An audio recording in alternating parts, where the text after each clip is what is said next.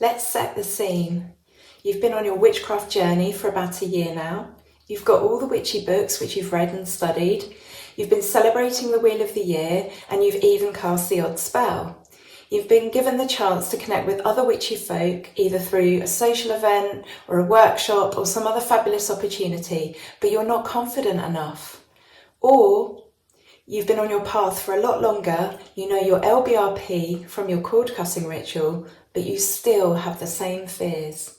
Am I good enough? What if I say something silly? Do I even know what I'm talking about? Stop.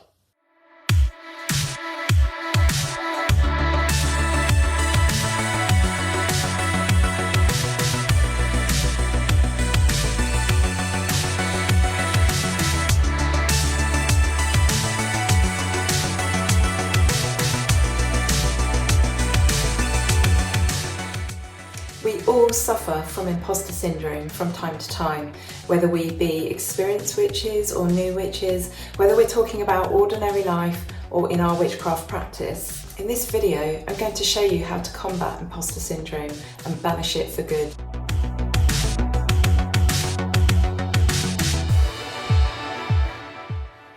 Hi everybody, welcome to my channel.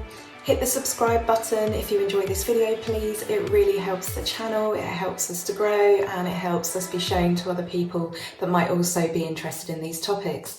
So today we're talking about imposter syndrome, and I'm going to give you 8 ways to combat imposter syndrome and banish it for good, whether that be within your witchcraft practice or just in everyday life.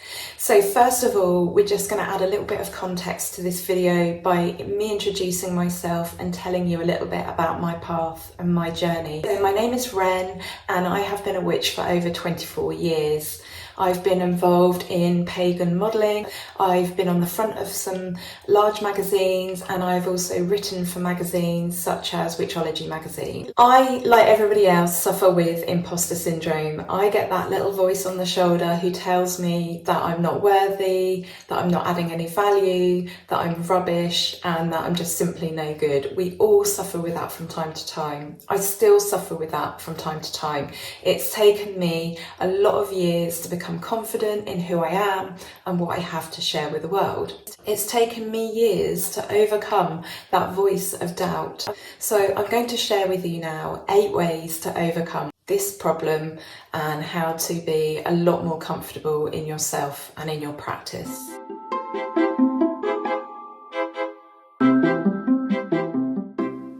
So my first piece of advice is to ignore that voice on the shoulder, that internal dialogue. Actually, let's scrap that. Don't ignore the voice if it is positive, it is encouraging you, it is making you feel good about yourself, and it is telling you to go for the things that you want to achieve. But ignore the voice if it is negative. We all have that little voice on our shoulder that tells us that we can't do something and causes us to have doubts. That's completely natural. It's really important here to distinguish between anxiety and intuition. I'm not telling you to ignore your intuition, but we do need to recognise when that little voice on our shoulder is not being helpful and is separate from our intuition, and when it is in fact anxiety about a situation. So the difference between anxiety and intuition is that anxiety tends to sound like a siren or an alarm. It's very, very loud, it completely clouds our thinking, and we can't concentrate on anything else. Intuition tends to be a quiet knowing, just it's there in the background, it's not stopping you from getting on with your everyday life, and it's just more of a hunch rather than something wailing at you. So it's really important that you don't ignore your intuition, but you ignore that really unhelpful voice that we all seem to suffer from.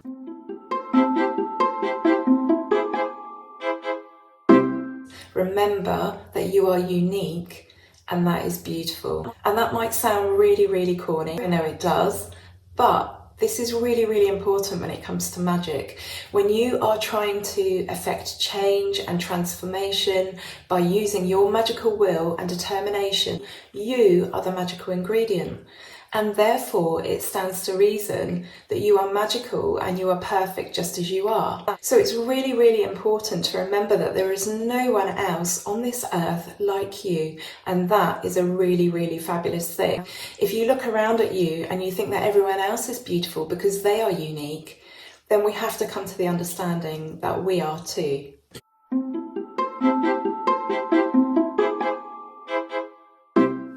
My third piece of advice is remember that you have your own talents and skills. I've mentioned before how I don't really like the term baby witch because I feel like it's a bit patronising to people who are finding the craft or coming back to this path when they're much older. In life, we all have skills and things that we are good at. These things are relevant.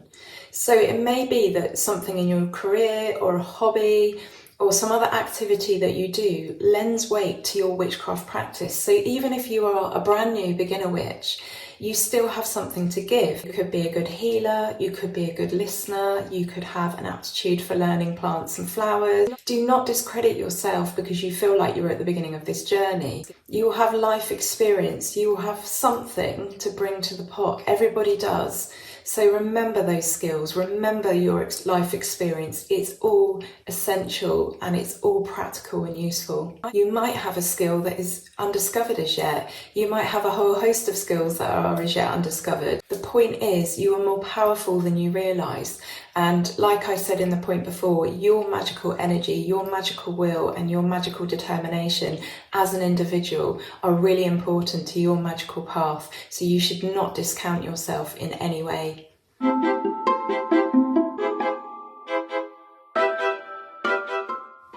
My next piece of advice is be prepared to laugh at yourself. Life is supposed to be fun, life is supposed to be joyful, we're all human, we all make mistakes, and the same will go for you and your development on your witchcraft journey. Doreen Valiente said, "Let my worship be within the heart that rejoices, for behold, all acts of love and pleasure are my rituals." She also defined mirth as one of the 8 Wiccan virtues as found in the Charge of the Goddess. And mirth, which is amusement, especially expressed as laughter, is really, really important to the witchcraft path and in life in general. So go on, have fun, laugh at yourself when it all goes wrong, as it often does in the beginning with spell casting especially, and just enjoy this journey.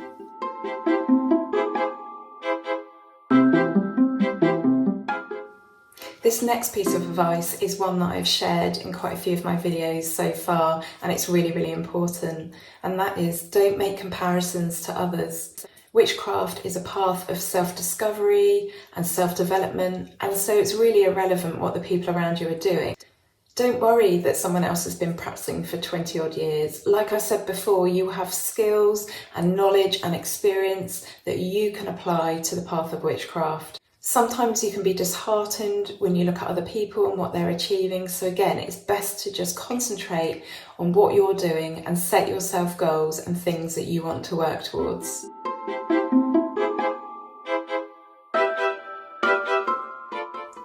My next piece of advice is practice gratitude. Now this is really, really important whether we're talking everyday life or on your witchcraft journey. It's really important to be grateful for the opportunities that come your way, for the skills that you develop and the knowledge that you learn. And this might seem really obvious, but it will really, really help you on your witchcraft path or in everyday life. Witchcraft is a gift and we should be grateful for that gift. Many people aren't open to witchcraft. They don't find this path. There's nothing about it that draws them to it. And I honestly feel like they miss out. That's their own choice. That's the path that they are supposed to be walking. But I think those of us who've had a calling to witchcraft have been really, really blessed. Witchcraft will bolster you on bad days and it will make you feel great on good days. It will set you on a path of lifelong learning, and I think we should be really, really grateful for that. When we're grateful and we start to notice the good things in our life, we start to attract more of them, and so it makes sense to practice gratitude.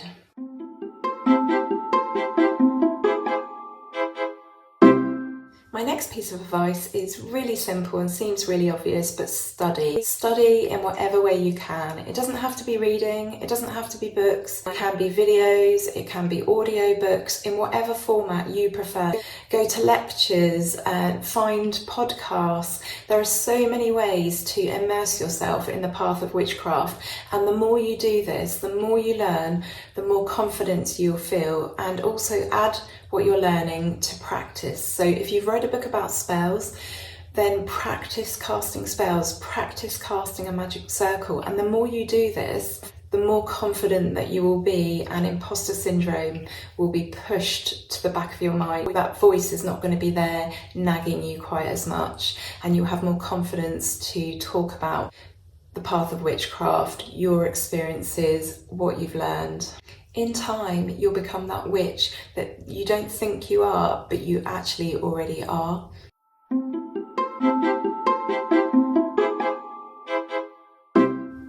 My last piece of advice would be, put yourself out there. Take risks. Take a leap of faith. I've only built my confidence by saying yes to things. Once upon a time, I used to say no to every opportunity that came my way because I was not confident enough and I was not confident in what I had to say. If you are asked to take part in an event or absolutely anything, no matter how small or how big, try and say yes sometimes. Try and put yourself out there and be brave. And I think you will be surprised at just how well you handle these situations and how much you know and how much knowledge and experience you actually have. Have some faith in yourself.